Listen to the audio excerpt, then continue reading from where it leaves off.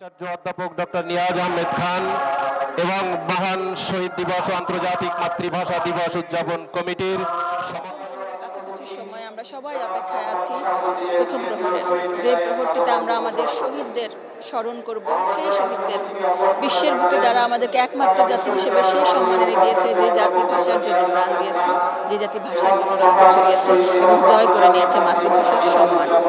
এটা শুধুমাত্র বাংলা ভাষার সম্মান আদায় নয়, এটা আসলে মাতৃভাষার সম্মান বলতে প্রত্যেকেরই কোনো না কোনো মাতৃভাষা আছে, মায়ের ভাষা আছে, যার সাথে তার অস্তিত্ব জুড়ে আছে, যার সাথে তার আবেগ জুড়ে আছে। এবং সেই ভাষার সম্মান মর্যাদা রক্ষায় বাংলাদেশিদের এই যে আত্মত্যাগ, সেটিকে বিশ্ববাসী সম্মান দিয়েছে এবং বিশ্বজুড়ে এই দিবসটি এখন পালিত হয়। আমরা 12টা 1 মিনিটে এখানে প্রথম প্রহরে রাষ্ট্রপতি মোহাম্মদ শাহাবুদ্দিন, তারপর সরকারের নবনির্বাচিত নতুন প্রধানমন্ত্রী তারেক রহমান, একে একে মন্ত্রিপরিষদের সদস্যরা এখানে কেন্দ্রীয় শহীদ মিনারের বেদিতে ফুলের শ্রদ্ধা জানাবেন শহীদদের উদ্দেশ্যে, ভাষা শহীদদের উদ্দেশ্যে। সেই রকম প্রস্তুতি নেওয়া হয়েছে, জোরদার নিরাপত্তা আছে এবং এখন আমরা জানি যে তারাও কাছাকাছি আছেন, যারা এখানে ফুলের শ্রদ্ধা জানাবেন পুরো জাতির পক্ষ থেকে। এই রাষ্ট্র, এই জাতি কখনোই ভাষা শহীদদের এই অবদান এক বিন্দু কমানোর বা অস্বীকারের সুযোগ নেই, কারণ 21-এর যে মর্যাদা, 21-এর যে চেতনা, তার ভিত্তিতেই আমাদের 71 এসেছে, তার ভিত্তিতে আমাদের 24 এসেছে এবং এই চেতনাগুলো, এই মর্যাদাগুলো সমুন্নত রেখেই কিন্তু আমাদেরকে জাতিগতভাবে এগোতে হবে। যেই সরকার এখন নতুন এসেছেন, আমরা জানি তাদেরও এই মুক্তিযুদ্ধের ইতিহাসের সাথে তারা কতটা ওতপ্রোতভাবে জড়িত। বিএনপির নেতৃত্বে সরকার এখন বাংলাদেশে আছে এবং বিএনপির যে প্রতিষ্ঠাতা শহীদ রাষ্ট্রপতি জিয়াউর রহমান, তিনি একজন মুক্তিযোদ্ধা এবং তার যে দেশপ্রেম, সেটি নতুন করে বলার কিছু নেই। সে কারণেই বিএনপি যে স্বাভাবিকভাবে 21শে ফেব্রুয়ারির এবং যে শ্রদ্ধা, যে সম্মান আমাদের মুক্তিযুদ্ধের প্রতি, সেসব আমাদের অক্ষুণ্ণ থাকবে, অটুট থাকবে, এটাই জাতি তাদের কাছে প্রত্যাশা করে। এর মধ্যে আমরা জানি যে প্রথম প্রহরের শুরুতেই রাষ্ট্রপতি মোহাম্মদ শাহাবুদ্দিন শ্রদ্ধাঞ্জলি পেশ করবেন শহীদদের উদ্দেশ্যে জাতির পক্ষ থেকে। তিনি এরই মধ্যে কাছাকাছি চলে এসেছেন, নিশ্চয় আমাদের দর্শকরা পর্দায় দেখতে পাচ্ছেন। আমাদের এই যে ভাষা শহীদরা, তারা এই যে আমাদের ভাষাকে অমর করে গেছেন, আমাদের সংগ্রাম লড়াইকে উজ্জীবিত করে গেছেন, বুঝিয়ে গেছেন অধিকার আসলে আদায় করে নিতে হয়, যা আমাদের প্রাপ্য, যা আমাদের ন্যায্য, সেটি আমরা আমাদের কখনোই ছাড় দিতে নেই। সেই শিক্ষাটা তখন দিয়ে গেছেন বলেই সেই চেতনাটা আমাদের মধ্যে এতটা উজ্জ্বল হয়ে এসেছে 71-এ, উজ্জ্বল হয়ে এসেছে 24-এ। আমরা জানি আমাদের রাষ্ট্রপতি মোহাম্মদ শাহাবুদ্দিন কাছাকাছি এই যে বেদিতে যাচ্ছেন, এর মধ্যে আমরা দেখেছি যে এখানে নিরাপত্তা জোরদার করা হয়েছে সব দিকেই। দুপুর থেকে কড়াকড়ি নিরাপত্তার মধ্যে আছে পুরো এলাকা, কেন্দ্রীয় শহীদ মিনার এলাকা এবং ঢাকা বিশ্ববিদ্যালয় এলাকা। আমরা পর্দায় নিশ্চয় দেখতে পাচ্ছি মোহাম্মদ শাহাবুদ্দিন, তিনি বেদিতে এগিয়ে যাচ্ছেন। খুব স্বাভাবিকভাবে আমাদের বেদির যে মর্যাদা, খালি পায়ে সবাইকে বেদিতে এগিয়ে যেতে হবে। মোহাম্মদ শাহাবুদ্দিন, তিনি এখন ফুলেল শ্রদ্ধা জানাবেন আমাদের সেই ভাষা শহীদদের প্রতি, যারা আমাদের অস্তিত্বের এই ভাষাকে সমুন্নত করেছেন বিশ্বের বুকে।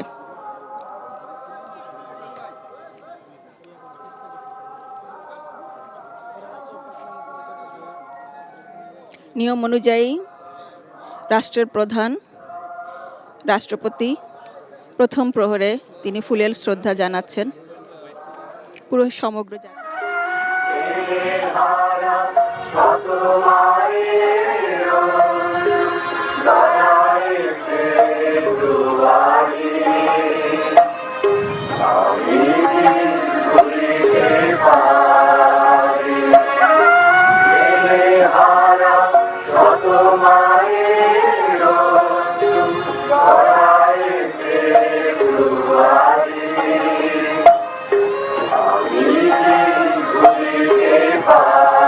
পুষ্পস্তবক অর্পণ করলেন মহামান্য রাষ্ট্রপতি। নীরবে দাঁড়িয়ে থেকে ভাষা শহীদদের প্রতি শ্রদ্ধা নিবেদন করছেন।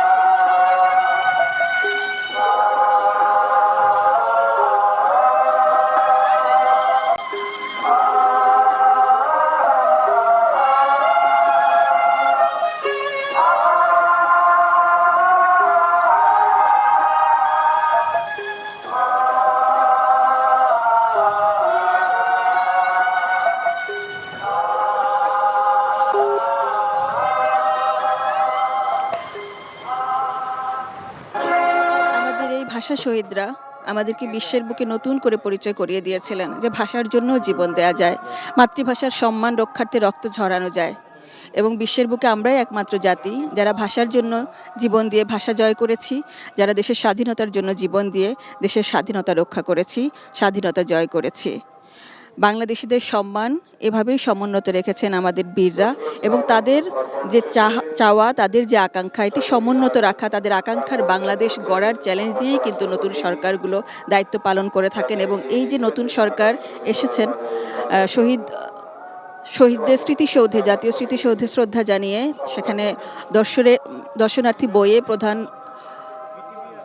যে বক্তব্যটি আসলে না উল্লেখ করলে চলে না, সেটি হচ্ছে প্রধানমন্ত্রী তারেক রহমান লিখেছেন, শহীদদের আকাঙ্ক্ষার বাংলাদেশ গড়বে তার সরকার এবং জনগণের কাছে তাদের যে প্রতিশ্রুতি, তারা জনগণের সামনে যে কথাগুলো দিয়েছেন সেগুলো বাস্তবায়ন করাটাই তাদের মূল কাজ, সেই লক্ষ্যে তারা কাজ করবেন।